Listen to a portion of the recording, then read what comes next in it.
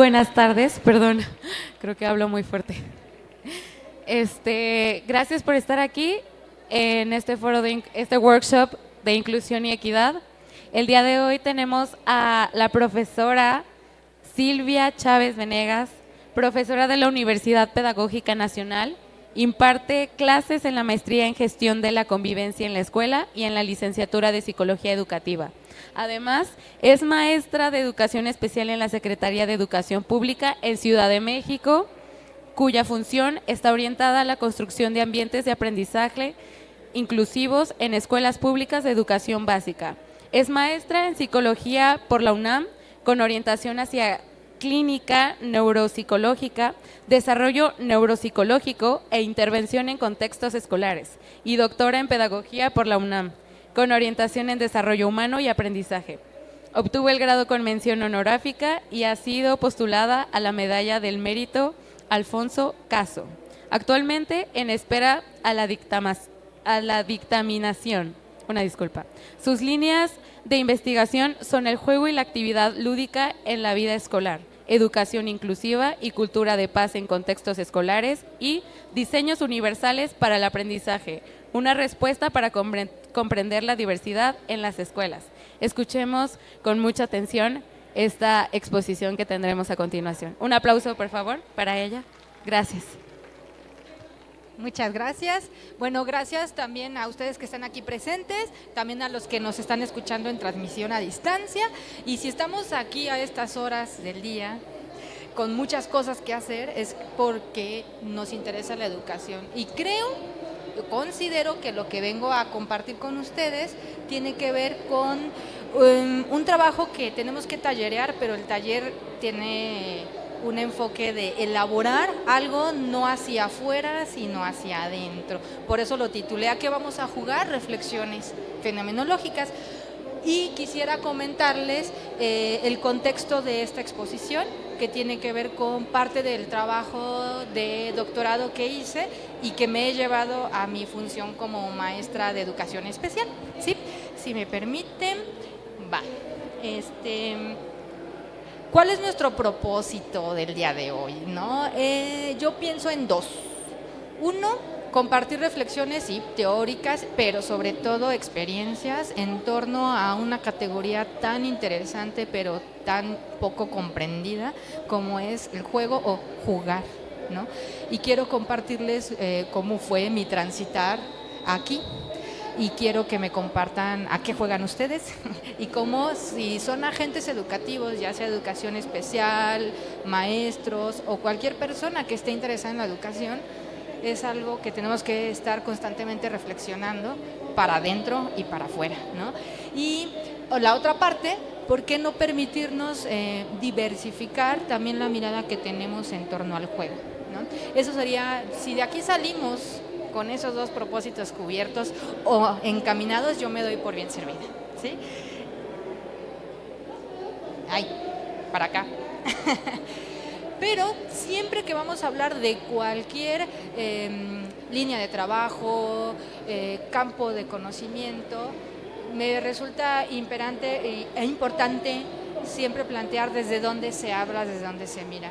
Y eso es yo digo, sesgo formativo, pero también nos permite entrecruzar miradas en torno a que todo campo de conocimiento, objeto de investigación en educación requiere necesariamente la transdisciplinariedad. Y creo que si nosotros revisamos nuestro transitar en nuestro ejercicio profesional, hemos visto que hemos hecho mano de un montón de recursos que vienen de disciplinas bien distintas.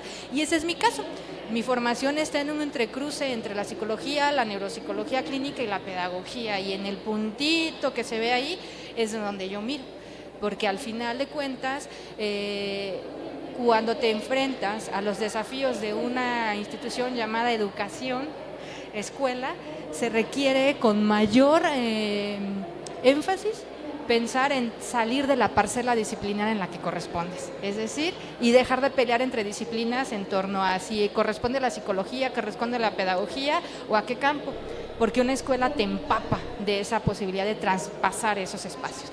Ese es mi ejercicio desde mi disciplina formativa, esa. Desde mi ejercicio profesional he migrado desde aspectos hospitalarios, clínicos, hasta aspectos relacionados con docencia universitaria, que lo sigo siendo, pero hace 10 años pisé la Secretaría de Educación Pública y ya no me salí, ¿no?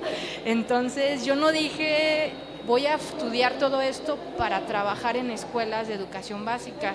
Simplemente no sé cómo pasó, pero llegué a un sistema de educación especial que en Ciudad de México se llama UDEI, la Unidad de Educación Especial y Educación Inclusiva. Al ver esa realidad en donde me enfrento a una sobredemanda de necesidades de intervención con mis recursos provenientes de la investigación, de la clínica, de los hospitales, fue un choque sorprendente, ¿no? ¿Y qué es lo que sí encontré en común en ambos ámbitos, tanto de mi ejercicio profesional y formativo? Que el juego siempre me había acompañado. Y el juego me refiero como ruta de intervención, como medio de análisis, de evaluación, etcétera. Y dije, pues vamos entrándole por el juego, siguiendo mis lineamientos técnico-operativos de mi función. Pero ¿qué me habla del juego? En ese sentido, es que me propuse por cerca de 2 años documentar cómo es jugar en la escuela, porque me lo preguntaba, lo hacía todos los días, pareciera que emergía así, espontáneamente, pero al momento de tratar de definir qué es juego, cómo lo usas, era una categoría que se nos escapaba de las manos, pero todos sabíamos de qué estábamos hablando. Entonces dije, ¿cómo quiero conocer el juego? Me metí por la teoría y me di cuenta que al juego le han metido mano todas las disciplinas. La pedagogía, la psicología, la economía, la filosofía, un montón de campos, y aún así no sabemos cómo definirlo. Entonces mi interés estuvo centrado en no desde dónde, si Piaget, si Vygotsky, sino según los niños, qué es jugar en la escuela. Y entonces me fui a hacer investigación etnográfica educativa a las primarias. Y de lo que compartiré durante esta charla son extractos de mi diario de campo que nos permitan hacer un diálogo en torno a lo que creo saber por experiencia y lo que emerge del campo y lo que nuestra propia disciplina nos enseña. En ese sentido, este diario de campo quiero que sea como un diálogo entre nosotras, entre lo que yo voy encontrando y me vayan diciendo si checa o no checa con lo que les ha pasado a ustedes. Tengo la documentación de 2 años de las miradas de un grupo de chamacos de primaria y un grupo de chamacos maestros de primaria, también jóvenes, y empiezo con este.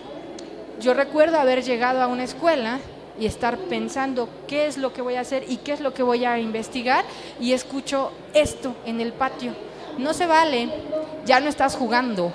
El niño al que sacaron del juego reclama diciendo, pero solo rompí una regla, ante lo cual todo el grupo responde, eso no se vale, así no se juega. Al presenciar ese evento me quedé pensando en esa unanimidad de todos para decir, eso ya no es juego. Y yo quebrándome la cabeza para poder definirlo, pero ¿por qué con tanta certeza ellos dicen se acabó el juego, ¿no?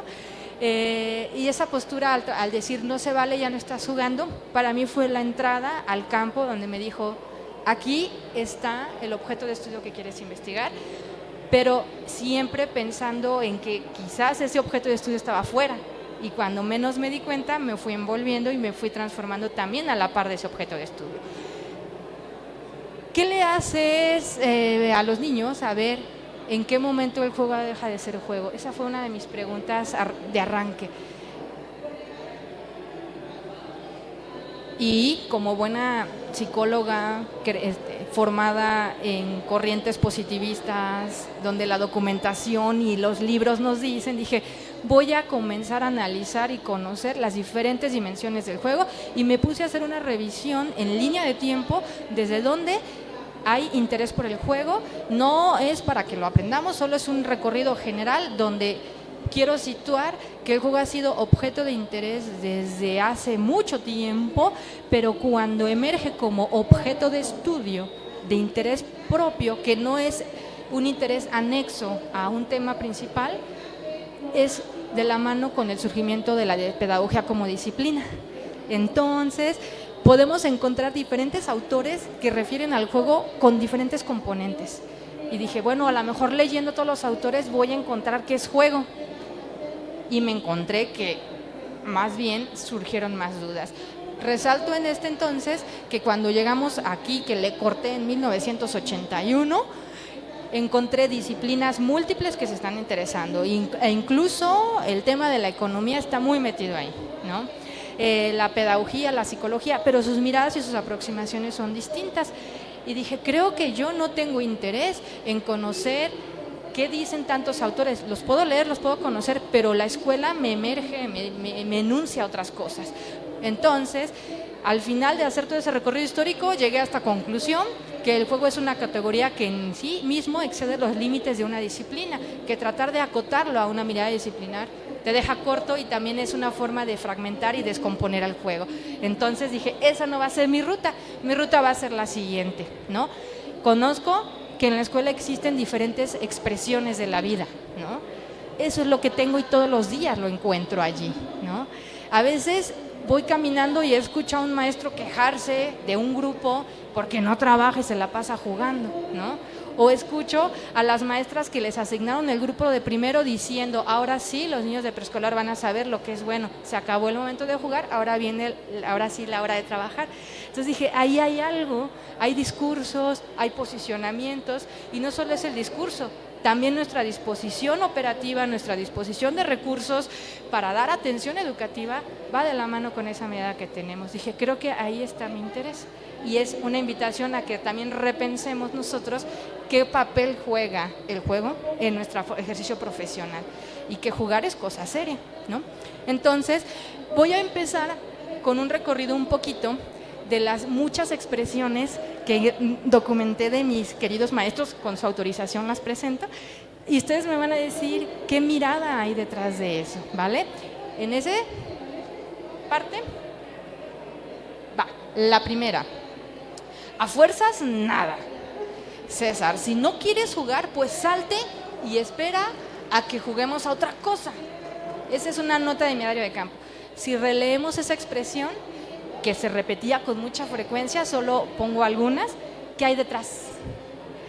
O sea, ¿qué hay detrás de ese docente que está diciendo que a fuerzas nada, ¿no? Me puse a documentar todas esas expresiones que hablaban de eso mismo y reflexionaba sobre esto.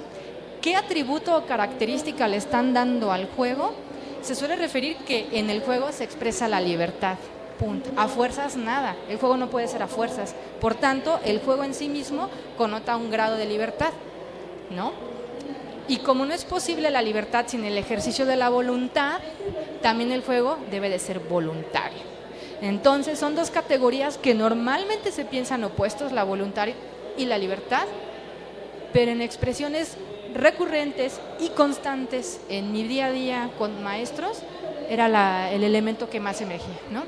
Los niños no deben sentirse forzados a participar en el juego. No existe mucha planificación en el juego, o sí, sino que este aparece por iniciativa y con la espontaneidad. Por tanto, el juego es libre, espontáneo y voluntario, ¿no?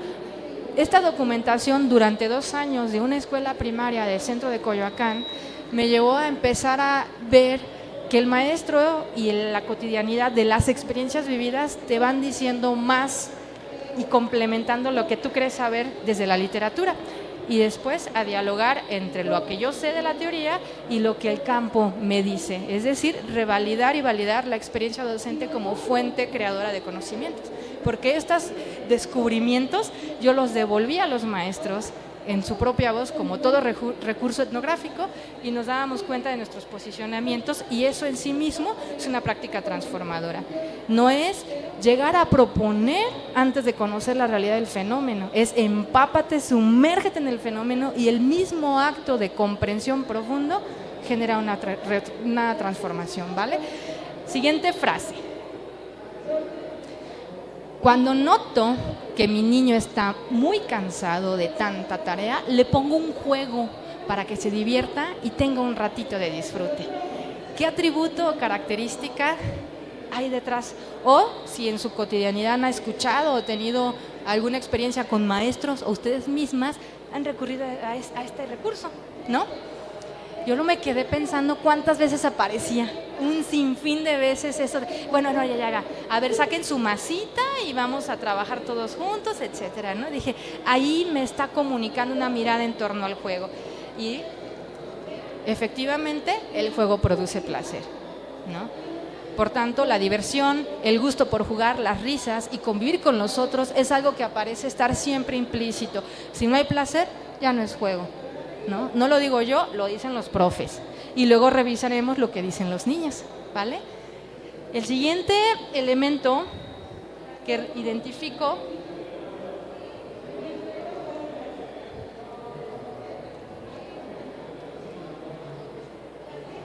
se trabó. ¿Lo paso? Sí, gracias, te agradezco mucho. Bueno, el juego produce placer. Quiero situarles en el siguiente texto, en donde pongo otra característica. No pasa. No pasa. ¿No? ¿Sí? Claro que sí. Va. Les voy contando otra, ¿les parece? ¿En qué momento el juego aparece también como la posibilidad de crear otros mundos? Gracias. Bueno, no se las anticipo, ¿va? Siguiente expresión. Esos son diálogos a veces conmigo de pasillo, radio pasillo, y yo como buena psicóloga que me interesa las voces de los otros, pero las maestras dicen que me interesa el chisme. Yo digo, sí, pero cuando yo les devolví el diario de campo y le dije, aquí está mi chisme, sí soy yo, me decían, sí soy. Me decían, míralos, para organizarse en los juegos son buenos, les salen naturalito. No se trate de organizar equipos de trabajo, pues ahí no hay ni pies ni cabeza, ¿no? Era una constante. Poníamos, a ver, equipos de 4 o 5, podíamos estar contando y no se organizaban y acababa la maestra diciendo tú con tal, y luego aquí está la tarea, el objeto. Pero salíamos al patio, ¿quién quiere jugar atrapada? Turrum, equipos, esto, y fluía. ¿Qué condición, situación apelamos allí? ¿No? Y esto era recurrente y no sé si a ustedes les haya pasado, incluso cuando estamos en la universidad nos pasa, en los consejos técnicos de maestros nos pasa, que no somos capaces de asignar tareas, nos revolvemos e invertimos muchísimo tiempo en otras cosas. Pero cuando llega la hora del recreo del consejo técnico, hay una fluidez en torno un poco, hasta podría uno apelar a un carácter lúdico en la forma en la que interactuamos, ¿no? ¿Me das la que sigue, por favor? El elemento que resalto de esta expresión, ¿no? Se le identifica como una característica propia de la infancia. Tiene una característica aparentemente innata, ¿no? Parece que surge con la mera existencia humana y no solo eso, guía el desarrollo del aprendizaje. Parece automático, sin necesidad de explicación. Desde que nacen, los niños juegan, no se les tiene que enseñar a jugar. Parece, como la maestra dice, míralos, naturalito, ¿no? Y demás. La que sigue, gracias. Otra más. Listo. Otra expresión. Y ahorita van ustedes, ¿eh? ¿Cuál les checa a ustedes? O si algunas de estas se las aplicaron a ustedes, ¿vale? Cuando llevamos mucho rato sentados, mucho rato sentados haciendo ejercicios, les pongo a hacer juegos, un ratito. Así se les mueven las ideas y el cuerpo también, ¿no? Recurrente. Ya los veo como que, a ver, párense, hagan, no sé qué. ¿Qué implica esa expresión tan recurrente? Movimiento. El juego necesariamente implica actividad. Y ojo, no todos los juegos tienen que tener el cuerpo de por medio. El movimiento también puede ser interno, es decir, movimiento no motriz, movimiento de ideas, dinamismo, pero también puede ser externo, motricidad o movimiento motor, ¿no? Aunque no todos los juegos requieren ejercicio físico, el jugador está psíquicamente activo durante su desarrollo. Explorar, pensar, deducir, mover, imitar y relacionarse con los demás es un acto también de movimiento, ¿no? La maestra lo dice, se le mueven las ideas y el cuerpo. Hay un carácter de conocer a profundidad un fenómeno y a veces el maestro no se da cuenta, Porque ¿qué me pasaba cuando hacía entrevistas con los maestros? ¿Para ti qué es juego? Es un elemento, ensalzábamos el discurso. Como yo decía Piaget, el juego nos permite desarrollar, y yo, sí, pero ¿cómo lo llevas a tu práctica? Una forma de generar diversificación de acciones, etcétera. Yo, sí, pero ¿cómo se ve? Hay una resistencia al sentirnos observados, pero la documentación etnográfica, en donde te permitas una horizontalidad y no solo ser la mosca en la pared que observa sin ser observado, sino te implicas, te da más elementos de conocer. Y en el caso de mi ejercicio profesional como maestra de educación especial, yo no voy a ir a decirle a un maestro cómo hacer su práctica, voy a conocer su práctica y a partir de lo que él sabe hacer, ¿qué puedo yo aportar para encontrar alternativas, ¿vale? Y la etnografía educativa para mí fue el recurso de aproximación y mirada al devolverle no un juicio valorativo, sino esto tú sabes de un fenómeno que ni siquiera pensabas que sabías tanto, ¿no? ¿Me das la que sigue, por favor? 5. El otro día me sorprendieron mis niños, se pusieron a jugar y lograron hacer que Emiliano participara y conviviera con el grupo. Eso no sucede en las clases. Emiliano es un niño que tiene una condición de discapacidad motriz y trastornos del habla. En el salón siempre tiene la actividad y él en paralelo, allá. Su mesito de trabajo, sus materiales aparte, etc. Y ha llegado a 4º grado siendo siempre el que está en paralelo al grupo. Tan así es que ya las maestras heredan a Emiliano con los mismos recursos y materiales año tras año. Pero cuando empezamos a hacer los recursos etnográficos y se mira esto, pues resulta que en el juego Emiliano no está aparte, ¿no? Hasta es líder propositivo de muchas cosas, ¿no? ¿Qué habla detrás de esto? Pues el maestro está hablando de que el juego también permite cierto grado de socialización y no solo lo permite, lo potencia, favorece, propicia, ¿no? Durante el juego parece que todos juegan con todos. Ahí no importa que Emiliano se mueva diferente, que no articule correctamente, entre comillas, las palabras, ¿no? El juego convoca, integra, permite adaptación, pero le agregaría transformación también, ¿sale? Diferentes edades, sexo, religión, condición en el juego pareciera que están presentes, pero no hay problema, ¿no? El siguiente, porfis. ¿La que sigue? Sí, gracias. A ver esta. A ver, niños, presten atención, el día de hoy vamos a jugar a algo muy especial. Les traje un juego para aprender a decir mejor las palabras. A ver, repitan conmigo, voy a sacar una tarjeta, etcétera, etcétera. Eso, ¿no? La maestra sabe que el juego le va a permitir el acceso a otras cosas. Pero ¿a qué elemento está apelando del juego aquí? A su carácter motivador o incentivador de ciertas conductas, ¿no? Y no me estoy refiriendo a la posibilidad de reforzar conductas positivas, voy más allá. Es un elemento motivador porque la acción lúdica o el juego siempre va dirigido a un objeto o un motivo. No hay un juego que emerja sin una razón aparente. Por tanto, si tienes un motivo al cual dirigir tu acción, te motivas, que es el origen de la palabra, dirigir la acción con claridad al motivo al que vas o al objeto, ¿no? Entonces, puede ser usado como un recurso metodológico para hacer más atractivo algo, pero no dejemos de lado que no solo es que sea atractivo, dirige la acción a un objetivo claro y una acción al que mantenerla mientras tengas claro que se va cumpliendo la consecución de objetivos, ¿vale? Siguiente, sí, está bien. No sabes, ¿sabes? No logramos la meta, pero nos la pasamos muy bien, ¿no? Mis niños aprendieron a perder, a trabajar en equipo y a convivir, ¿no? Ese es tan recurrente y más cuando en las escuelas nos empeñamos a establecer recursos de actividades de competición en donde se rivalizan unos contra otros, el A contra el B, dentro del mismo grupo los que tienen tales talentos, etcétera. Digo, no es una práctica a la que apelo, pero está sucediendo. Pero este discurso de la maestra está hablando de una característica presente del juego. Lo importante del juego es el proceso y no necesariamente el resultado final. Y eso lo dicen constantemente los maestros. El siguiente, así, este niño se la pasa en su nube, Nomás no conecta con la realidad. Puro juego con él. Esa es la que siempre, y normalmente son a los niños que me hablan a mí como UDI para que vaya a verlo, a ver si no tiene un algo, ¿no? Y en ese sentido apela a un carácter, su nube no conecta con la realidad, pues la ficción, ¿no?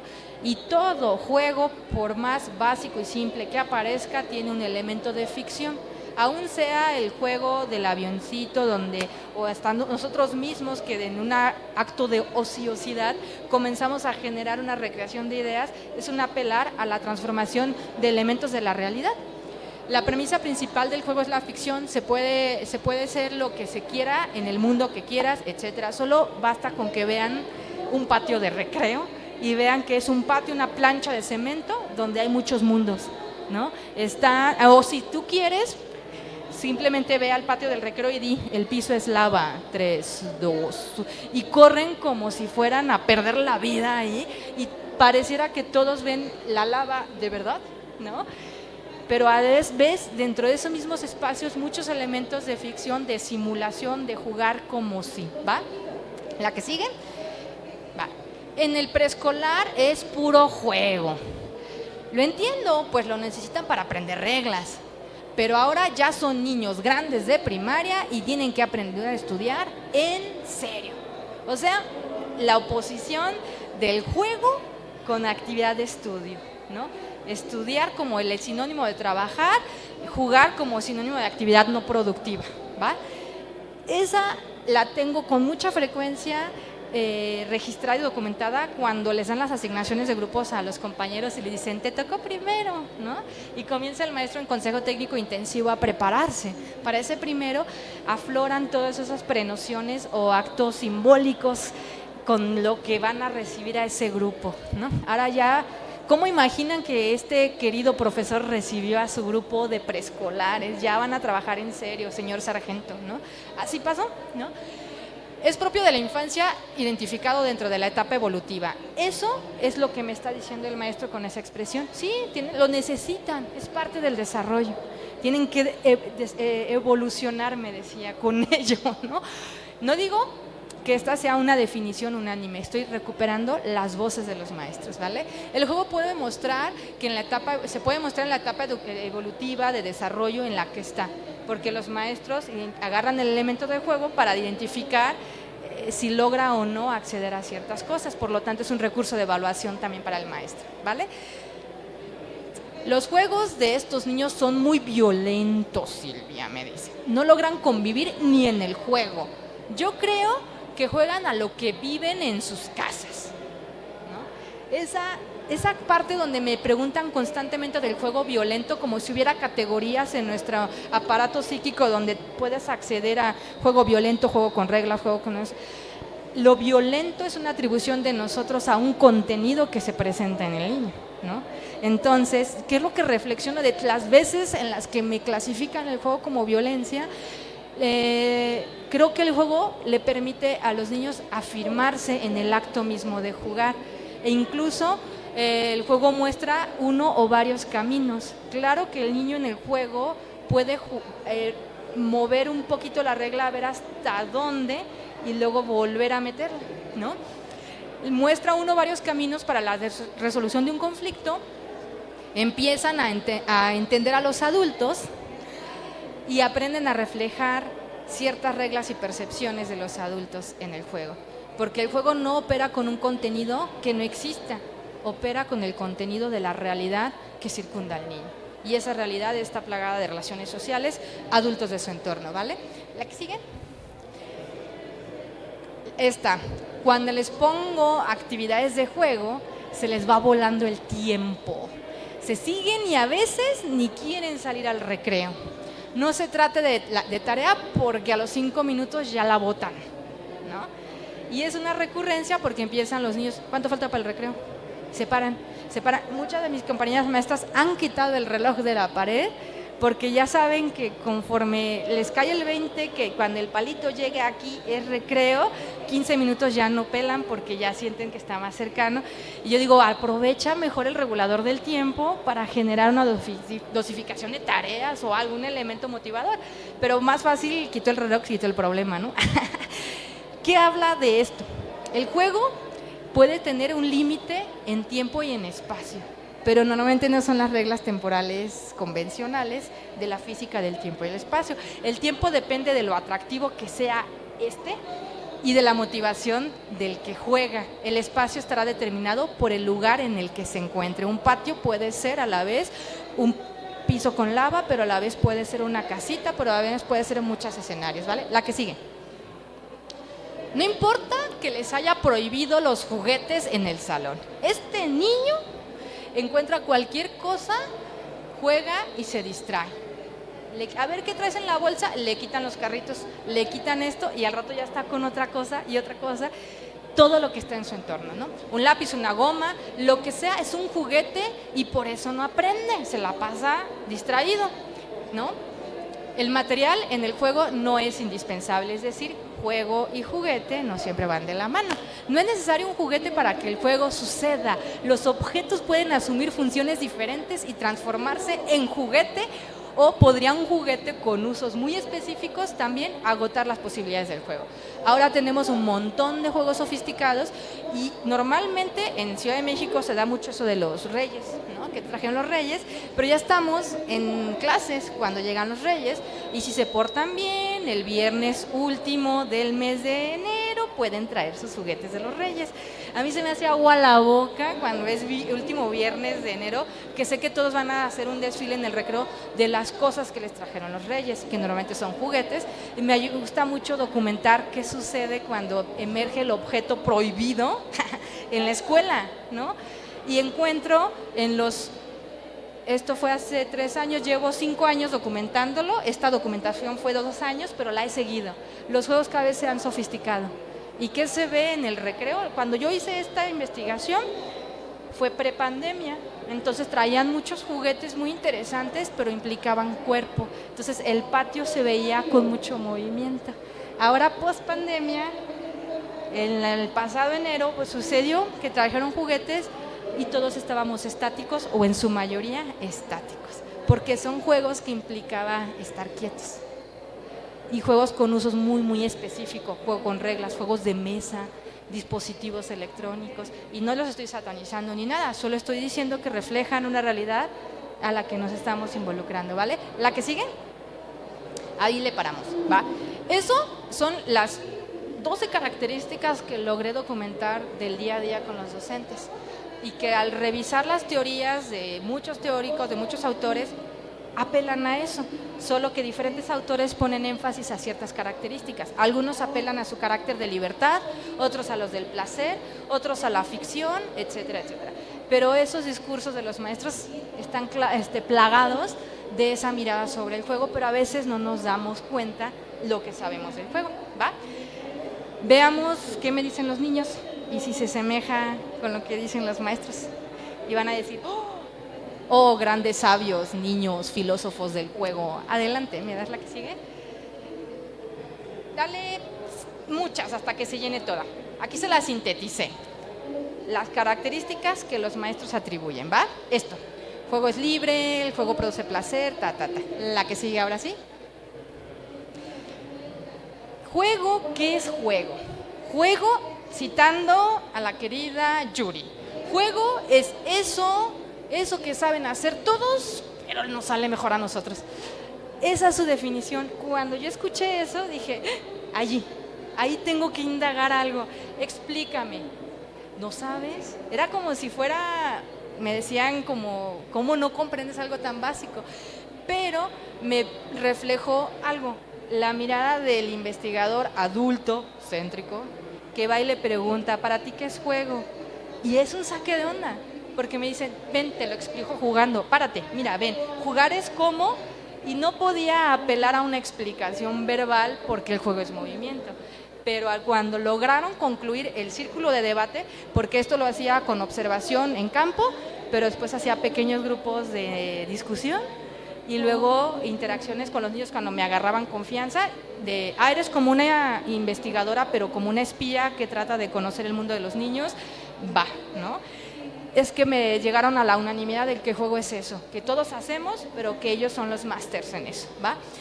Cuando documento diferentes espacios, prácticas, etcétera, empiezo, cada puntito, cada viñeta, empiezo a identificar que estas son diferentes atribuciones del niño a jugar.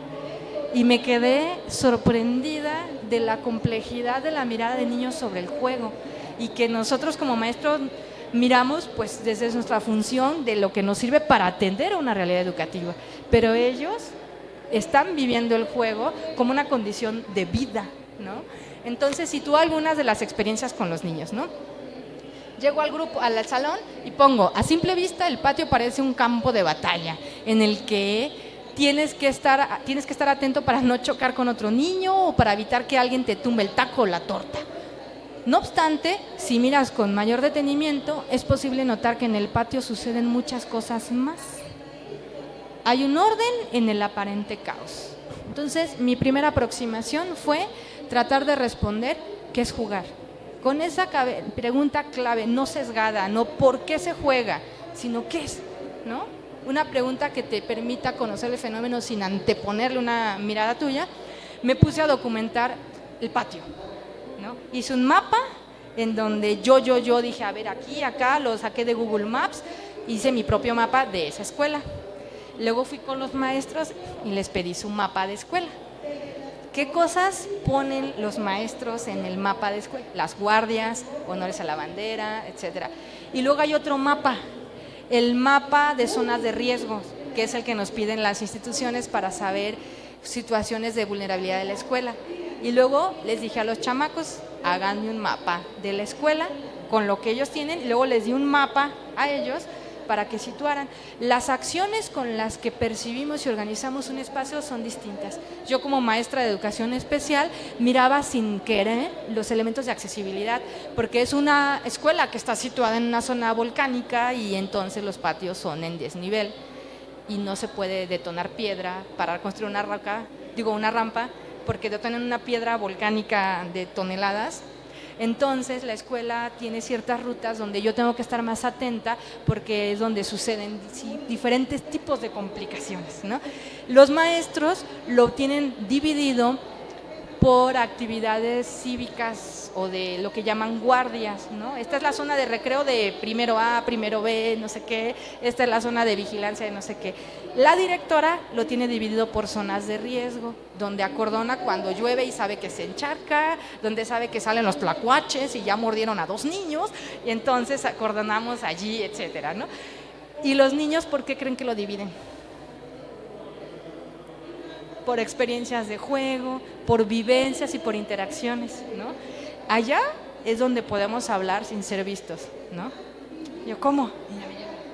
Me llevan debajo de las escaleras, se reunían y ahí platicaban de cosas que tienen que estar alejados del docente. Entonces no me dejaron entrar la primera vez. También ahí se besan, ¿no? Ahí sucede todo aquello que no es permitido al margen de los maestros, e incluso los juegos prohibidos, ¿no? Y yo, ay, me interesa. Juegos prohibidos son cosas como jugar Charlie Charlie, en donde invocas al no sé quién y no sé cuál, al Uyuwoki, y a todas esas, ahí sucedían. Luego estaba la zona de duendes. Y yo, ¿cómo que de duendes? Pues es una zona donde aparecen muchos bichitos propios de la región, que estamos muy pegadas a una zona volcánica de la Ciudad de México, y sale cacomixtles, tlacuaches, y pues hay hoyitos y se meten los animalitos, entonces los niños dicen que ahí hay duendes. Entonces en el recreo comen y se van a cazar duendes para encontrar las madrigueras de los bichos, ¿no?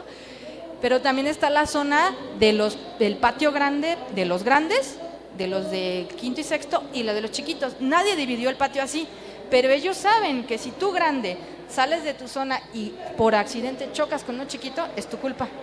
Pero si tú chiquito te subes al patio y te dan un pelotazo, es tu culpa. Nadie regula eso, pero hay consenso. Y en ese sentido el patio es de todos, pero se asignan roles específicos.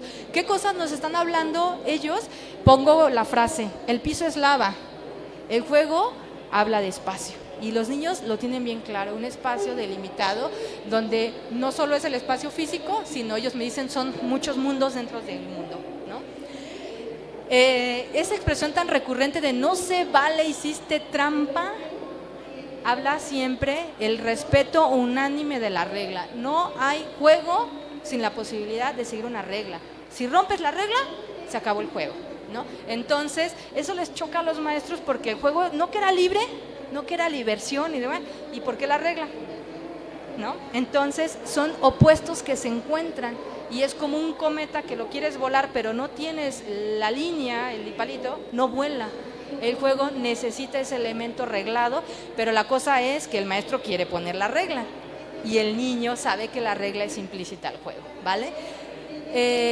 Por ejemplo, este otro elemento que a mí me bota de risa es cuando juegan juegos de ficción, juegos de roles. Solo por situar un ejemplo en donde pongo, nos comimos a la maestra, una cosa súper rarísima, porque nosotros como educación especial no cubrimos grupo. Estamos allí, pero no me puedo hacer responsable de un grupo. Entonces la maestra de primero tardaba en llegar, eran las 8:10 y no llegaba, y ya había niños. Entonces yo llegué y ese grupo había tenido una incidencia relevante de que un niño el día anterior se había machucado un dedo. Entonces no podía estar solo porque traíamos encima toda una serie de procesos para ver si había negligencia o no. Entonces, pues para contener, me paré en la puerta y vi a los grupos y estaban corriendo por todos lados, etcétera. Volteo y les digo, ¿y dónde está su maestra? Uno voltea y me dice, nos la comimos. Y yo, ¿se comieron a la maestra? Y el otro dijo, sí, la hicimos taquitos. Y empieza a hacer en la mesa como taquitos. Otro se mete como algo adentro de su chamarra, era enero, hacía frío, y sube el cierre como abultando la panza y dice, aquí la tengo, ¿quieres sacarla? Y dije, guau. Llega otro con un palito y dice, yo te la saco. ¡Guau! Le raja la panza al niño y el niño baja el cierre y sale la maestra, ¿no? Sale la maestra, que era una bola de suéteres, pero otro niño finge ser la maestra, se va al asiento de la maestra y dice, buenos días niños, siéntense, tomen sus lugares, vamos a empezar. ¿No te has sentado? Tráeme tu cuaderno, reporte. Y empezó a poner reportes a todos, yo estaba así. Y mientras otros seguían haciendo taquitos a la maestra en la mesa de al lado, de bistec, suadero y no sé qué, ¿no? Y yo estaba así, ¿qué está pasando? Ya no quiero meterme a primero, ¿ve? Cuando volteo veo la pared y hay hojitas dibujadas de la clase anterior y era Caperucita Roja, ¿no? Y habían estado revisando textos de Caperucita Roja, pero si yo en el contexto decía que sádicos y violentos, ¿no? Están descuartizando a la maestra. Por tanto, me puse a ver con qué contenido operaban, cómo jugaban. Desde la puerta, Bruno seguía siendo la maestra del escritorio y en eso llega la maestra Pati corriendo, así como, perdón Silvia, perdón. Se mete, me dice, gracias, se sienta, quita a Bruno, se sienta y dice lo mismo que dijo el niño. Siéntense, vamos a empezar, ya saben, el día de ayer tuvieron reporte y no quiero echar otro reporte a sus papás. Yo dije, guau, ¿qué tanto era ficción y qué tanto era realidad? Estaban operando con el contenido de la clase de Caperucita Roja y estaban operando con el contenido real de su maestra, los reportes, el siéntense y demás, ¿no? Todo juego con la situación ficticia es a la vez juego con reglas y todo juego con reglas es en sí mismo una situación ficticia. La ficción te implica un rol. El que asumas un rol, el haber sido el lobo, no te permite a la vez ser la caperuza, ¿no? El ser la maestra que es comida, asignas el rol y estableces el patrón de regularidad de comportamiento que deriva en la regla. Entonces, la ficción en sí mismo está supeditada de la presencia de una regla. Por lo tanto, por eso se descontrolan los niños cuando se rompen las reglas, porque se mata toda posibilidad de juego, ¿vale?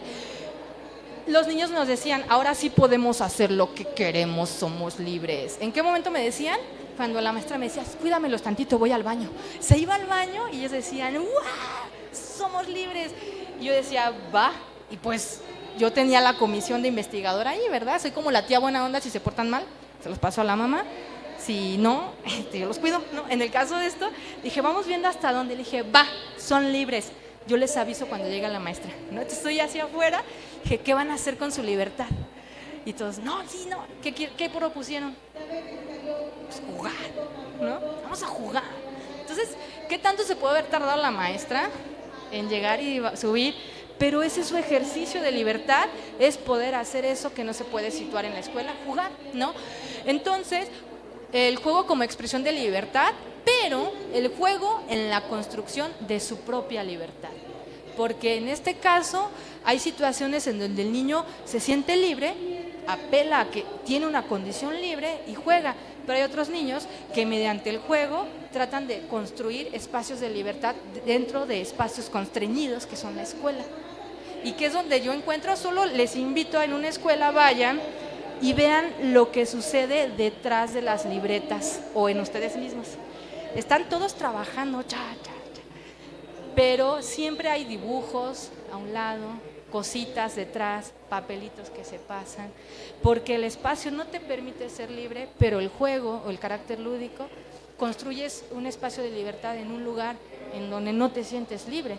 Y yo en los aulas más militares, las maestras más así, es donde más emergía el juego, con el maestro, sin el maestro y a pesar del maestro. Entonces el maestro se volteaba a escribir y volteaba y entonces. Pero yo como siempre la observadora de allá y como cómplice no se limitaban y a veces jugaban con el contenido de la clase y no se daba cuenta que estaban viendo fracciones y estos estaban rompiendo papelitos, ensalivándolos y aventándolos, calculando que una hoja le alcanzara para un papelito de cada uno. Decía, qué buena actividad de fracciones, ¿no? Operada con una actividad dentro de la clase para jugar, ¿vale? Entonces, el juego es libertad, pero no como el ejercicio de la libertad, sino también como un espacio de construcción de libertad. Y luego dice otro niño, juguemos otra cosa, esto ya me aburrió, ¿no? Recurrente, ¿en dónde me aparecía cuando las maestros ponían las propuestas de juego? Vamos a jugar un juego súper divertidísimo, saquen y con esto vamos a aprender matemáticas, ¿no? O sea, cuando ya le das la categoría de el fin mismo, al niño ya no le interesa. Y entonces comienza a haber una especie de aburrimiento. Y en este caso, apelan a esa dimensión de diversión y placer, pero ¿qué es lo que le da la diversión y la placer en el juego? En la escuela es la posibilidad de romper lo cotidiano. La escuela se vuelve predecible y el juego le mete una ruptura a esa cotidianidad. Y esa ruptura, ese salir de la rutina, ese compartir una meta que no es la meta convencional, genera ese disfrute y placer. Entonces los niños no solo me dijeron la característica, sino el por qué, ¿no? Es salir de lo cotidiano. Y luego les voy a poner este ejemplo para situar la siguiente característica. Un niño llegó y escribió en el pizarrón, es un pizarrón que tengo en un pasillo donde todos los maestros pasan y así, y es un pizarrón para anuncios, ¿no? Y cosas que quieras poner ahí. Escribió en el pizarrón para que lo leyeran en voz alta a las personas que pasaran. Y con ello pudieras tú descubrir el mensaje secreto. Las letras eran esas. Las voy a decir separadas y me van a decir cuál era el desafío allí. La I, la C de casa, la K de kilo, la K de kilo, la C de caca y la K de kilo. Cuando los maestros llegaban y veían el qué dice, el conjunto de letras se detenían a leer y lo verbalizaban y los niños botados de risa. ¿Pero qué dije? ¿No? Y se iban. Y lo pusieron en el pizarrón antes de la cooperativa, donde los maestros hacen su fila para comprar taco. Entonces yo tenía todo el público de niños esperando a que los maestros compraran taco y mientras esperan, leen el pizarrón y todo el maestro va diciendo hice caca seca. Cuando pasaba, leían hice caca seca. Pues tome agua, profe, y se iban, ¿no? Y nadie entendía lo que sucedía. Hasta cuando yo llegué y me dijeron, tú no lo leas. Y yo no lo puedo leer. Bueno, léelo en voz bajita y te explico. Entonces ya lo leí, no lo entendí. Entonces se acercaron y me dijeron, y ya no lo leí, y me quedé viendo con ellos el chisme, ¿no? Y documentándolo todo con finalidades científicas. ¿Qué es lo que dicen ellos? En este caso es el desafío, ¿no? El reto y el desafío. Todo juego connota un elemento de desafío o reto. Y el reto no es del yo te reto a ti, a veces el reto es uno sobre sí mismo, ¿vale? La posibilidad de descubrir nuevos caminos a una ruta ya establecida. El jugar con la astucia del maestro, el cambiar la ruta donde tú siempre sabes y yo, ¿no? Ahora soy yo el que sé y tú no sabes. Y los extendieron hasta lo más que pudieron todo el recreo para seguir haciendo que los maestros cayeran en ello, ¿vale? Ya al final yo le puse el resultado al final, así, maestros, este acertijo tiene una finalidad, no sé qué, para que tampoco me dijeran que yo estaba ahí agrediendo a los profes, ¿no? Por ejemplo, esta última característica dice, mañana es viernes de juguete. Es cuando les digo que les permiten en ciertas temporadas llevar juguetes si es viernes y todas las semanas se portaron bien. ¿Qué es bien? No sé. Pero así les dicen las maestras y ellos lo entienden. Entonces su expresión es viernes de juguete y apelan al objeto. Yo, ¿qué es lo que empecé a ver que decían los niños? Como que cuando traemos juguetes a la escuela nos aburrimos a veces más o nos peleamos más. Juguetes como limitantes de la acción y la interacción. Ya no platico con el otro, estoy interesado en el objeto, ¿va? El que sigue, por favor. ¿Me das la que sigue, porfis? Ah, sí. ¿Va? Eso solo fue buscando la pregunta ¿qué es jugar según los niños? ¿No? Y después de esa pregunta dije, bueno, una cosa es saber qué es jugar, pero la cosa es cómo es jugar específicamente en la escuela. Porque ellos me dicen, no, esos juegos no se pueden en la escuela. Entonces quiere decir que sabemos que hay una diferencia entre juegos que se juegan en la escuela y juegos que no se juegan en la escuela. ¿Y dónde radica esa diferencia? Y me puse nuevamente a documentar espacios, etcétera. Y estas son las 4 líneas de reflexión principales que encontré en 2 años de acompañamiento, ¿va? Voy a poner una. Estoy dialogando con Santiago y me dice, me gusta cuando en el salón nos ponemos a jugar entre todos, hasta la maestra le entra al juego, la pasamos muy bien y además, o sea, y de chiripa aprendemos cosas como valores y esas cosas. Entonces, en el caso de este tipo de referencias, el elemento central del niño es esta y el aprendizaje es lo que se pegó y va, ¿no? Pero en la escuela, el cómo jugar se vive como una oposición, o juego o estudio, ¿no? Y es la frase recurrente, y puse a mi querida compañerita en esa foto, porque ella sí hacía rondas y así, pero ella tenía esa frase que decía, aquí se viene a trabajar y no a jugar. Y luego lo sacaba a hacer rondas y los niños, ¿cómo es esto, no? Esto es trabajo, esto es escuela. Entonces cuando sucedía y yo estaba en presencia, yo les decía, ¿a qué vienes a la escuela? A trabajar. ¿Y te pagan? Y dice, no. Dije, a mí sí, yo vengo a trabajar porque me pagan. ¿Te pagan? No. Entonces, ¿a qué vienes? No sé, a aprender. Entonces, cuando agarraba confianza con los diálogos entre niños y maestras en los foros de discusión que hacíamos, y la maestra salía esa frase y le digo, ¿cuánto le das de tu sueldo al niño? Porque si viene a trabajar, pues la única persona que viene a trabajar aquí somos nosotros los maestros y jugamos, ¿no? Entonces, para el cómo se vive estas características en la escuela, se manifiesta como oposición, una constante tensión, ¿va? Otro elemento que aparece es las ausencias, es decir, no solo el juego manifiesta los contenidos con los que opera un niño o sus experiencias, también en el juego se expresan esos elementos ausentes o no hablados. Y pongo solo como ejemplo esa frase, ¿y si jugamos a que tú eres mi mamá?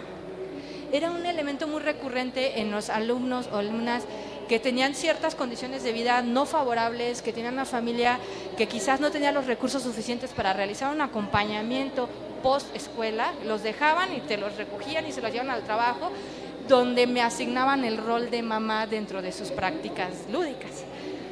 Y pongo como ejemplo a mi querida Kimberly me dice, oye, ¿y si tú eres mi mamá? Y yo, Silvia, me saco donde le digo, ¿cómo? ¿No? Vale, que estaba allí, me dice, voltea con una expresión de extrañeza de cómo le pides a alguien ser tu mamá, ¿no? ¿Qué? Dice, hace una expresión de sorpresa, Vale, ante el comentario de Kim. Kimberly la nota y dice, bueno, si tú me enseñas como si fueras mi mamá, porque está enseñando a leer y escribir, ¿no? Y yo dije, ok. Valentina sigue con su expresión de sorpresa y duda y como de desacreditación, como de no me cuadra tu expresión. Y Kimberly vuelve a ajustar, bueno, si jugamos a que si tú eres mi mamá, jugamos. Lo tuvo que aclarar para que no generara eso. Ya la válida la vale. Dice, sí, así sí. Es que no puede ser tu mamá porque es tu maestra. Pero ¿qué tiene Kim ahí? No tiene mamá. Entonces, ¿y Vale qué tiene? Tiene mucha familia, hay una red social que la apapacha y la lleva, etcétera. El juego, en recurrentes situaciones, me permitió conocer esos elementos ausentes en la vida. Y no me quiero meter a un carácter psicoanalítico ni profundizar en ese tema, solo lo describo, ¿va? Otro elemento que aparece, bueno, les voy a poner como situación de la experiencia con Kim porque es un caso que se llevó mucha documentación etnográfica, es que mientras jugamos estamos a salvo en el juego, ¿no? ¿A salvo de qué? Yo me decía, ¿de qué se sienten a salvo? Del sinsentido, del cómo es que hay niñas que tienen mamás y hasta 2, 3 mamás y yo no tengo, ¿no? Cómo es que la vida hay un punto en el que no logras darle una explicación o no sé si quieras darle una explicación, pero el juego te permite un lugar seguro ante ese desazón, incertidumbre y sinsentido. El otro elemento que aparece con mucha frecuencia es el de nos vemos en la guarida, tú ya sabes dónde. Y yo no sé que tú ya sabes dónde, entonces me puse a espiar hasta encontrar las guaridas, ¿no? Pero las guaridas puede ser un lugar físico en el patio, pero también la guarida puede ser debajo de la mesa, pero también la guarida puede ser la última hoja de su cuaderno, en donde escribe todo eso que la maestra no va a leer y que puede estar escribiendo y haciendo cosas allí y la maestra dice, está trabajando, ¿no? Y entonces la deja en paz, pero no está al alcance de los niños, ¿vale? ¿Qué es el elemento de la guarida o el lugar seguro? Es el que provee un espacio en el cual se sientan resguardados, protegidos de algo o alguien. ¿Quién?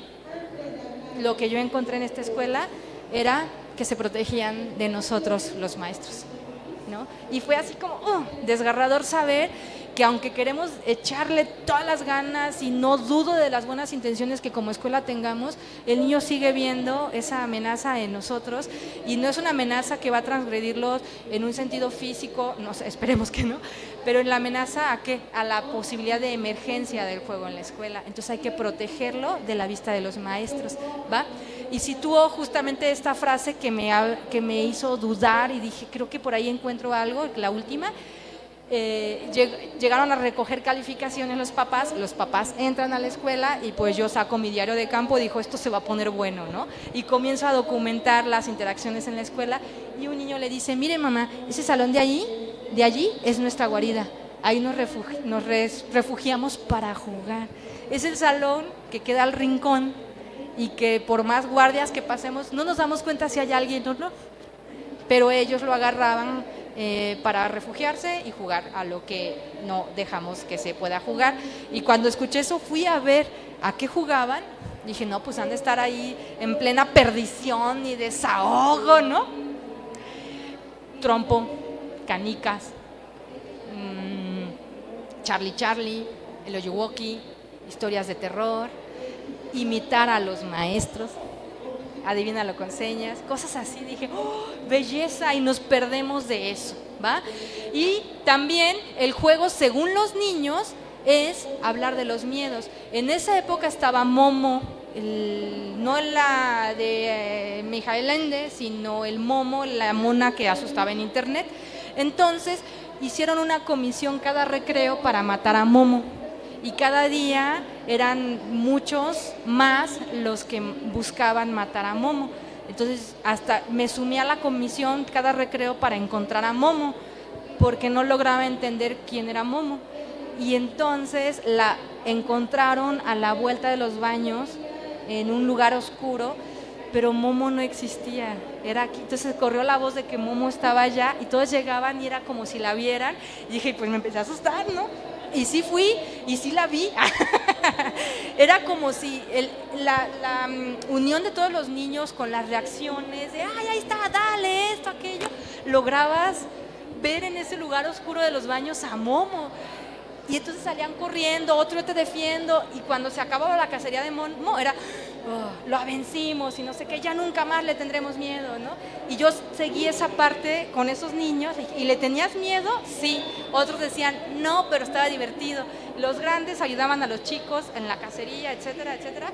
Y esa imagen que a veces las mandaban como spam o como mensajes basura donde sale la Momo, así, dejó de tener un carácter de miedo porque en el juego la mataban y se permitían otro tipo de enfrentamientos. Y no solo Momo, sino otras, ¿no? Entonces, el juego en la escuela también es una forma de compartir miedos.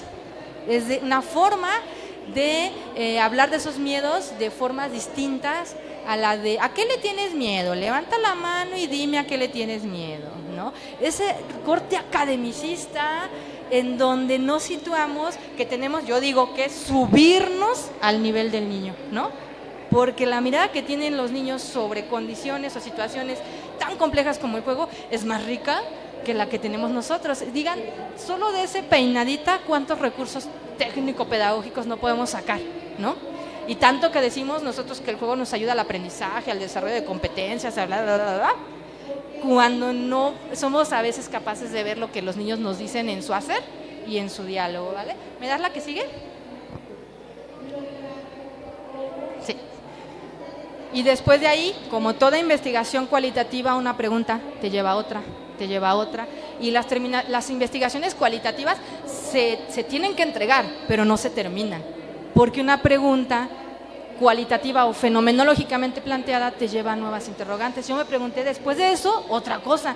Dije, bueno, y en el juego siempre hablan de los otros, ¿los integran o qué papel tiene el otro en el juego? Y me fui a hacer otra indagatoria etnográfica a ver el papel del otro y solo situó esto, ¿vale? En ese sentido, hablo de un pequeño diálogo que tuve con Andrés, ¿vale? De tercer año. Andrés dice, en el salón también podemos jugar, solo que sin correr ni gritar y si ya acabaste el trabajo, ¿no? Pero sí podemos jugar. Yo le digo, ¿y la maestra juega con ustedes? Andrés me dice, sí, bueno, a veces nos pone juegos, ¿no?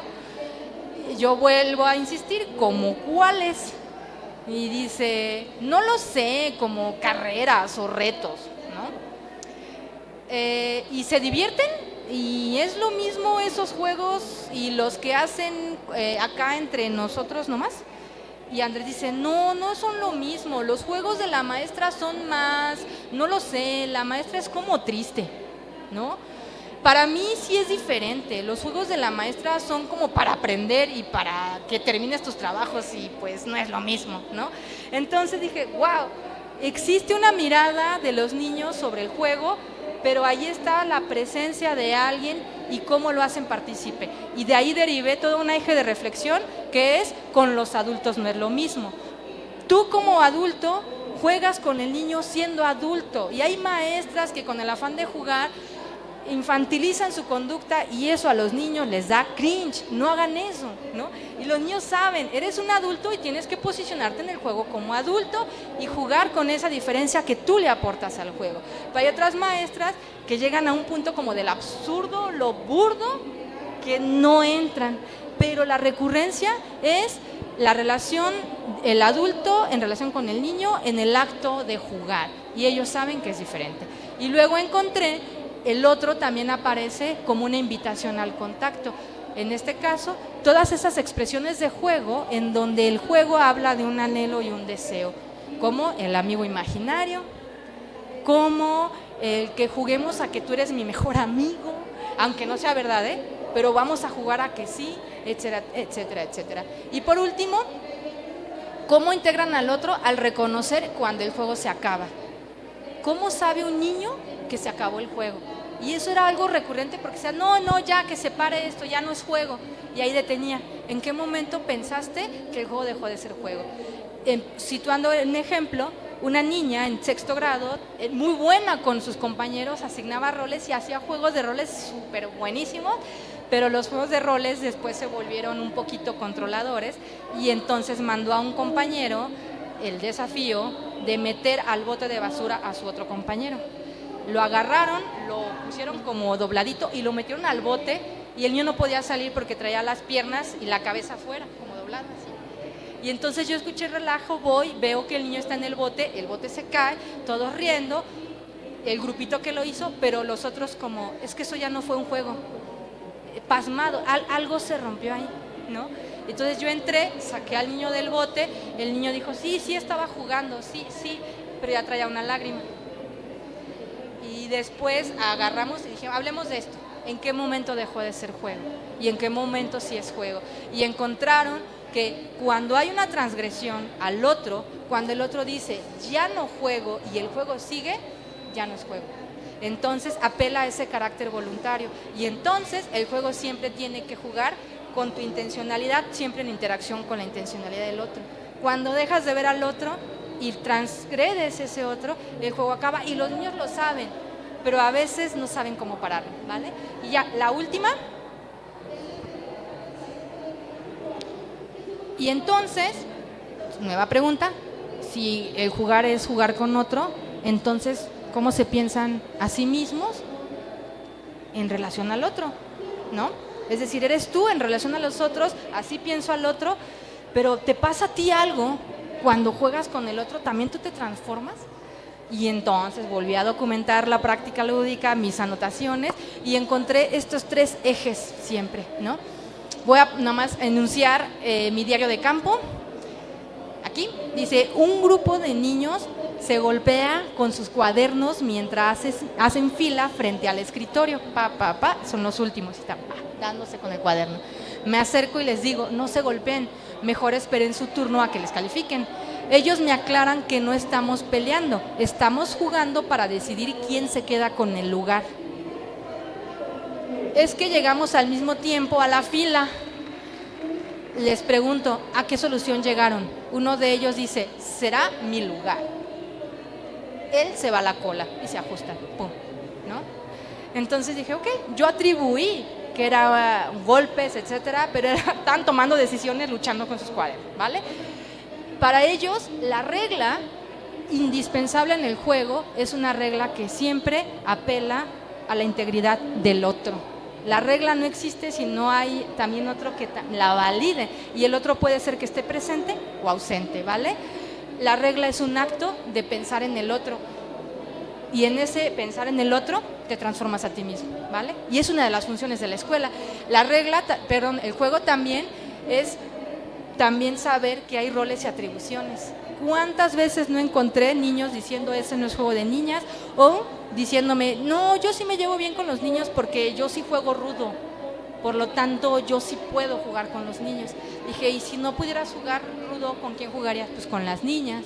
Las niñas no somos rudas, los niños sí somos rudos. Si quieres tener amigos de ambos lados, tienes que tener una dosis perfecta de rudeza con delicadeza. Dije, wow, ¿en qué momento se expresa eso? En el juego, ¿no? Y por último, la clásica pregunta de quién es más pro. El desafío para saber quién es mejor en algo no es una competición azarosa, es un deseo y anhelo de poner en desafío y entrenamiento capacidades y aptitudes que aprendes, porque te encuentras muchos niños desafiándose incluso a sí mismo. El que agarra la pelota y está ahí dándole 3 dominadas, 4 dominadas. ¿Contra quién compite? Contra sí mismo y su dominio. Es que hice 5, ahora quiero hacer 6. Con la versión de ellos en un tiempo anterior, ¿vale? Y en ese sentido, ¿me das la que sigue, por favor? Y concluyo el tema de la documentación etnográfica con estas 2 preguntas complejas que nunca voy a acabar de agotarlas, pero que me arriba a decir que cuando juegas, los niños saben que es un acto de pertenecer. Reconocen que hay un individuo y que hay otro, que yo soy yo, tú eres tú, pero el acto de jugar te hace un nosotros. Entonces ellos me decían a mí, tú ya eres de nosotros porque ya jugamos, ¿no? Entonces la pertenencia a un grupo, no solo como un acto de identidad, sino como el pensarse en nosotros y en comunidad. Y el juego te lo da, y el juego está, y yo siempre he concluido diciendo es con el maestro, sin el maestro y a pesar del maestro. Entonces, mucho de mi ejercicio profesional en las escuelas es llevar el acompañamiento con lo que tengo que hacer de la SEP, pero dándole esa invitación al maestro a repensar el juego. Y con esto mismo yo quisiera dejarles a ustedes la que sigue, esta. ¿Qué pensaba yo y hacia dónde me moví? Porque todo acto reflexivo de un docente tiene que llevar esa mirada hacia tu campo, pero hacia ti. Si no, ¿cómo podemos hablar de prácticas reflexivas en el docente que tanto nos invitan? La reflexividad no es un acto de ir y dar vueltas en tu cabeza, es poder dialogar con lo que el campo te da, con tu experiencia e incluso con tus prejuicios. ¿Qué creía yo? Que el juego es una actividad cuyo, bueno, esto sí lo concluyo con toda esta experimentación que hice en esa escuela. El juego es una actividad cuyo motivo principal es lo social. El juego siempre apela a otros, pero siempre pensábamos que el juego se tenía que estudiar desde esos deseos inconscientes, ¿no? Por eso hay muchos enfoques de terapia de juego donde les ves que salen de los traumas, bla, bla, bla. No los minimizo, es un enfoque del psicoanálisis y de otras tentativas, pero no es solo eso. ¿Qué es lo que yo encuentro? Que el juego es un acto de voluntad. ¿Por qué? Porque el niño siempre juega dirigiendo su acción a un motivo y a una regla y a un objetivo. Entonces, ahí está un opuesto. No todo es inconsciente, también actos voluntarios. ¿Qué pensaba? Que podía encontrar el juego como un acto individual, por eso observaba a los niños. ¿Y qué es lo que encontré? Siempre se juega con otro. Aunque esté el niño jugando solo, siempre tiene en el carácter imaginario o en el contenido un otro. Se piensa el juego como un acto egocéntrico, pero el juego ofrece varias posibilidades de cambio de perspectiva. Te lleva a lo alocéntrico, porque siempre juegas con otro, presente o ausente. Se pensaba al juego como ficticio y ajeno a la realidad, pero el juego, su contenido del juego siempre existe en su entorno, es una orientación activa hacia el mundo, no es una decisión del mundo, es una forma de estar en el mundo. El mundo infantil ajeno al adulto, como si jugar fuera correspondiente al mundo de la infancia, pero el mundo del niño, el mundo del adulto es el mismo mundo. Entonces no podemos estar hablando del mundo infantil y el mundo adulto. Y el juego te une esa decisión de los dos mundos. Ahí no importa que seas viejito, no viejito, maestra, no maestra, le entras al juego y pertenecemos, ya somos, dicen, ¿va? Listo. Y por último, el último cuadrito, ¿sí? El juego no está en oposición al mundo. Esta es la reflexión final y dialogamos. El juego no está en oposición al mundo real, al mundo del adulto. El juego está en la realidad, opera con ella y orienta al niño hacia ella. El juego es una expresión de lo social, de la voluntad expresada en cada acto infantil. Entonces, para mí, jugar con los niños durante 2 años, y luego me dicen los niños, y te pagan, y yo, y me pagan por esto, me ha llevado a un viaje que pensé que iba a ser hacia el objeto de estudio afuera, que reviró hacia mí, y me di cuenta que el juego me acompañó toda mi vida, ¿no? Y que el juego ahora es el eje con el que yo oriento mi intervención, pero ojo, el juego no como instrumento ni como recurso pedagógico, sino como una actividad inherente al acto humano, a la existencia humana, a la cual yo me puedo subir y encontrar muchas posibilidades de interacción. Porque al final de cuentas eso es la escuela, un espacio de encuentro, un espacio de experiencias compartidas de las cuales podemos construir y crear, y el juego me da ese pretexto, ¿va? Y entonces jugamos y me cuentan ustedes qué piensan, qué sienten y si les checa algo de lo que platicamos, ¿vale? Preguntas, comentarios. Gracias, gracias.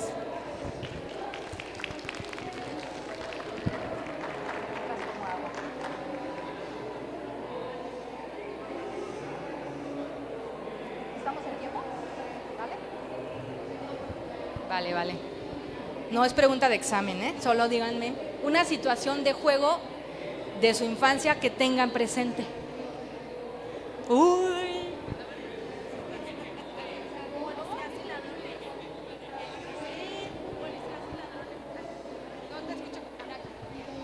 Policías y ladrones.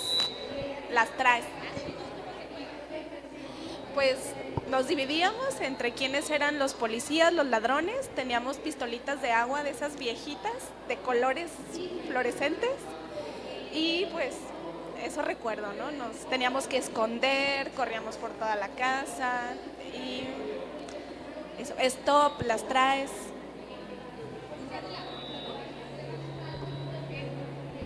¿Qué elementos encontramos? ¿Hay una regla? ¿Cuál es la regla de policías y ladrones? Hay unos que son policías que tienen que atrapar a los ladrones, y si yo policía te atrapo, tú ladrón asumes que cedes tu voluntad a la policía, ¿vale? Va. ¿Hay roles? ¿Hay una situación ficticia? Ok.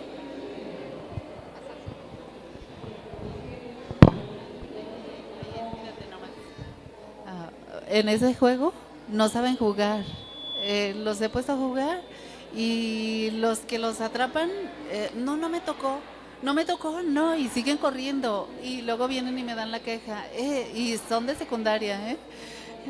Vienen y me dan la queja. Es que lo atrapé, es que lo toqué, es que no quiso. Y de hecho, ya ve que hay una cárcel que me los dejaban ahí. Y estando yo ahí también de repente se escapaban y no, pues las reglas a veces no las quieren hacer.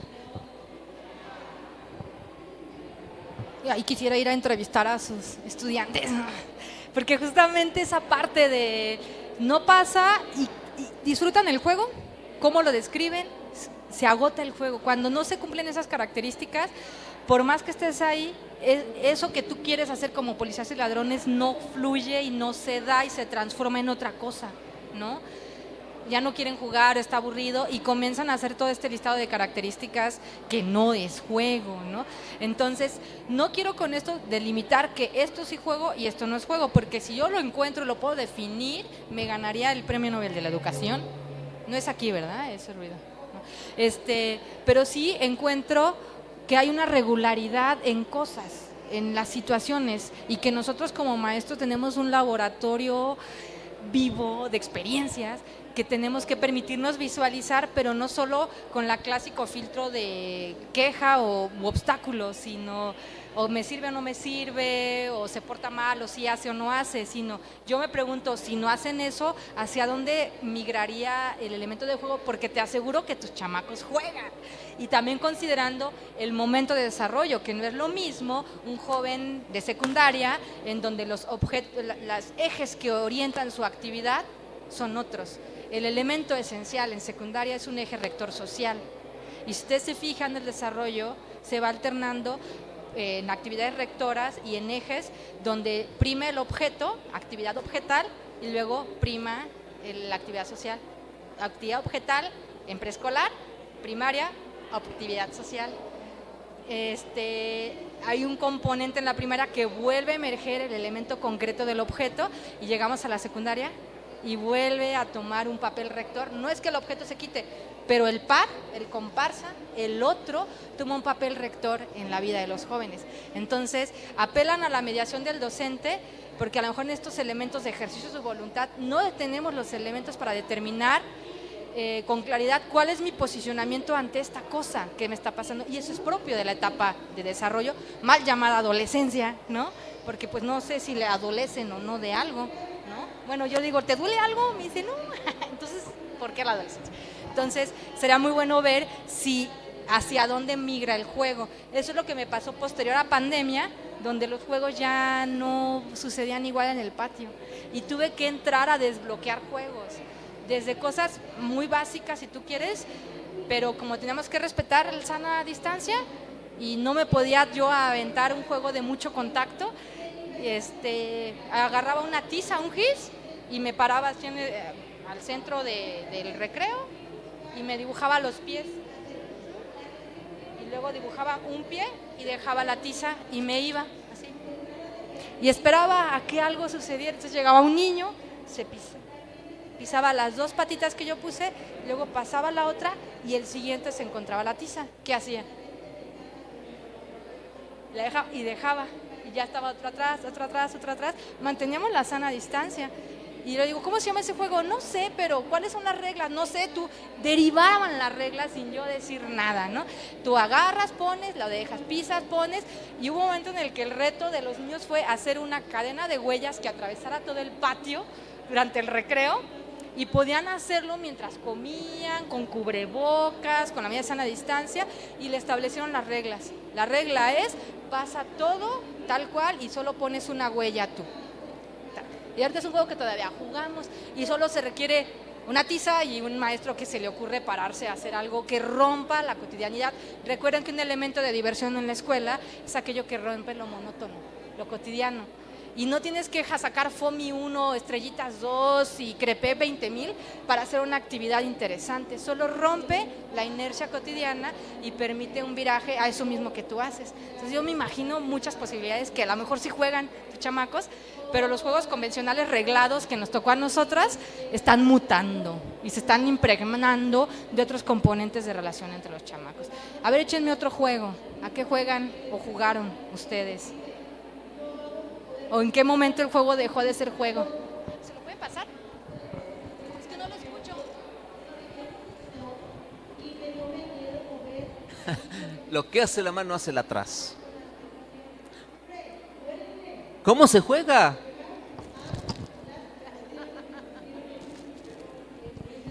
Va una persona hasta adelante, es el que pone la regla prácticamente. Entonces, si él hace esto, todos los de atrás van a alzar el mismo brazo y después y van haciendo mímica o haciendo movimientos corporales.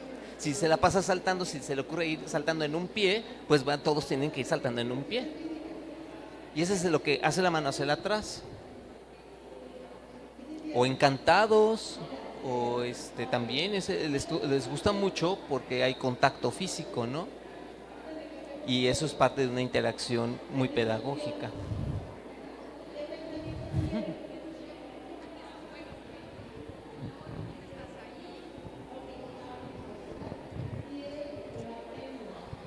Ok. Sí, y si uno analiza cada cosa que hablamos de juego, nosotros vamos a hablar de una gama que está al alcance de nuestros ojos adultos, sesgados de ciertas cosas. Pero si te vas yendo a capa tras capa tras capa, encuentras cosas fabulosas que cumplen estos elementos. Un objetivo a cumplir, una regla, un escenario ficticio, real juntos, roles asignados que dependen de la regla y justamente un acto de diversión, voluntad, disfrute y una dimensión temporal que no se sujeta a la noción de tiempo cronológico, sino otro tiempo vivido, el tiempo percibido, ¿vale?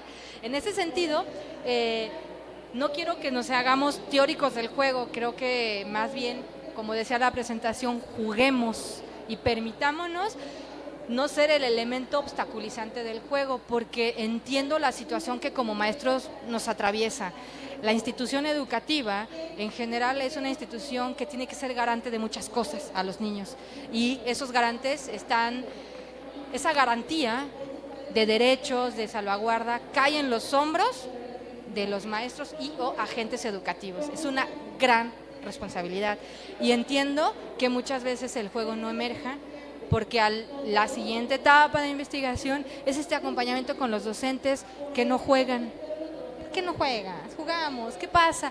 Y todos esos maestros que no juegan han tenido experiencias desastrosas, terroríficas, con cuestiones normativas es que yo un día me puse a jugar y se me cayó y se le cayó el diente. Me demandaron a mí porque hice un juego de lobo lobito y no tuve el cuidado necesario y en una se cayó y se pegó. Entonces, todas las historias detrás de muchos de estos maestros que encontré que no juegan, tiene que ver con experiencias a veces no muy afortunadas y a mí como parte de la escuela, porque no quiero hablar desde fuera, a mí me gustan más las investigaciones situadas, activas, participativas, en donde eres parte de la escuela, entre todos construimos la problemática y entre todos le entramos, que es la funcionalidad y la operatividad que tenemos de los servicios de educación en especial, al menos en Ciudad de México, las UDIs. Es un ciclo de identificación, movilización, valoración de resultados, impactos y no vuelta a preguntarnos cosas. En ese sentido, el jugar implica mover muchas cosas, bien decía los niños, ideas, cuerpo. Cuando el cuerpo no se puede mover, se mueven otras cosas, pero a veces no son visibles, ¿vale? Yo les invito a que se permitan jugar en sus espacios lúdicos y que lleven reflexiones que permitan no acotar el juego como recurso de aprendizaje o solamente por la superficie de diversión, que tiene su valor, pero el juego es más que eso, ¿no? En el juego expresas el desarrollo, en el juego promueves desarrollo, entonces diversificar esa mirada, y con eso ya concluyo y les agradezco el estar aquí a estas horas en este evento que tiene una envergadura sorprendente y que me da gusto que la fuerza de agentes educativos, porque no sé si decirlo magisterio, porque somos agentes con voluntad, con iniciativa de transformación hacia la educación, pues nos estemos dando un espacio de encuentro tan necesario y tan golpeado desde hace mucho tiempo, ¿no? Entonces, que sigan estos encuentros presenciales y virtuales, ¿sale? Pues gracias.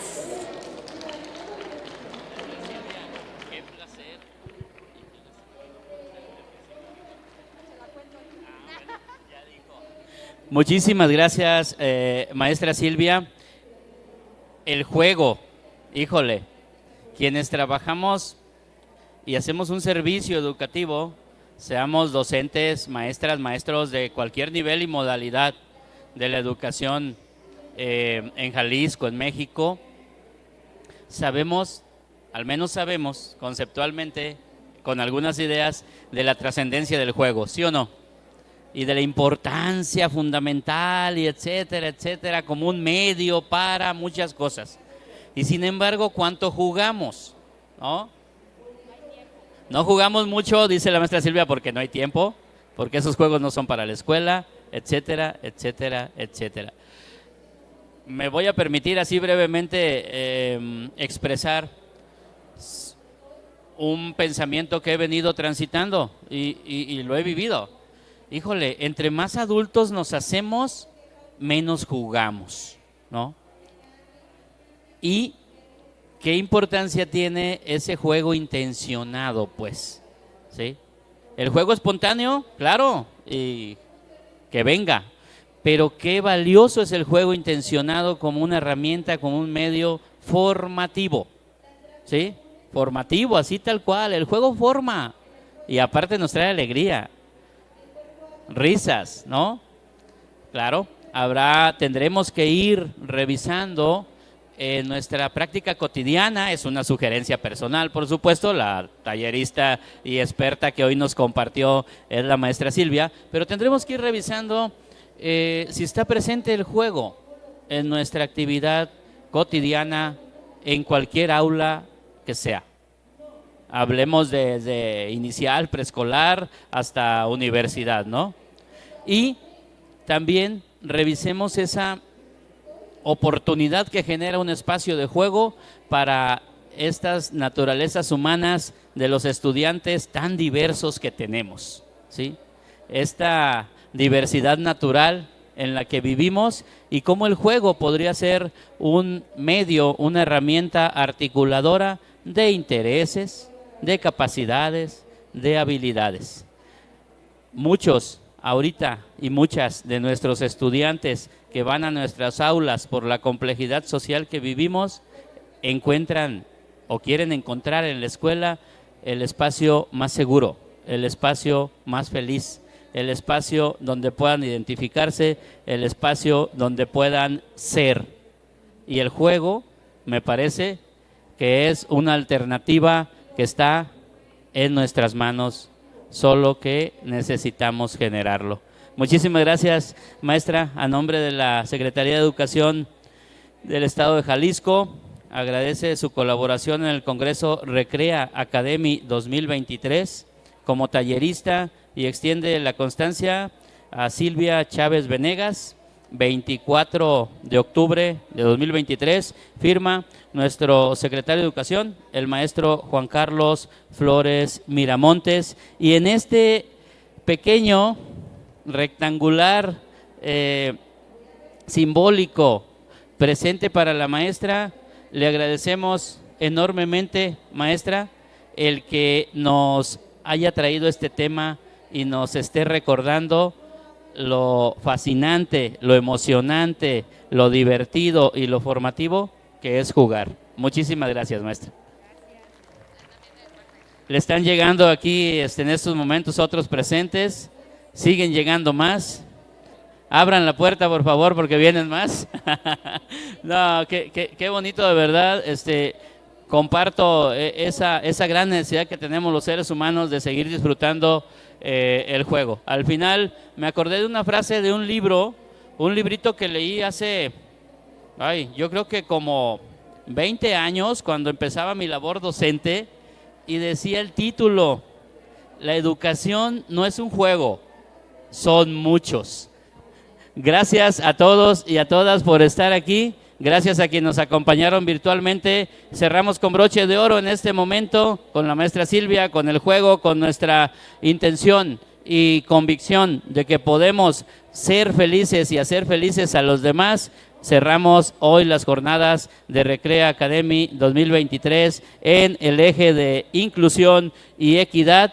Y solamente agradecerles y desearles que sean los más felices posible y que compartamos esa felicidad con los demás. Muchas gracias, éxito, extraordinario día para todos.